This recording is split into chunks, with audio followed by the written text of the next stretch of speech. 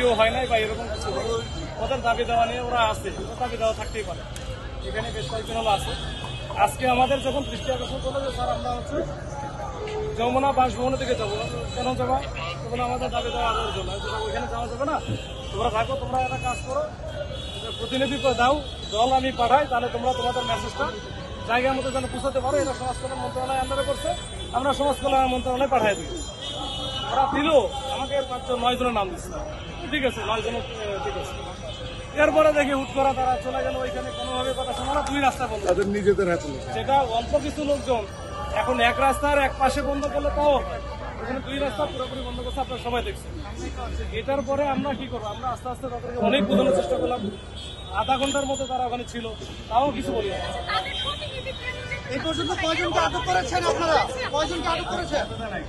ভাই একটা করে একটা বলি, তাদেরকে যেটা আমরা বলেছিলাম যে তোমরা প্রতিনিধি হিসেবে যাও, তোমাদের কথা বলো, কিন্তু পরে এসে ওরা তো প্রতিনিধি যাবে না, ওরা ওখানেই বলছে।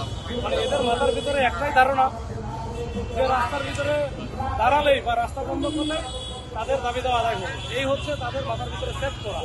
এখান থেকে কেউ বেরোতে পারতেছে না। আমি বলছি যে এটা তোমরা কথা বলতে হলে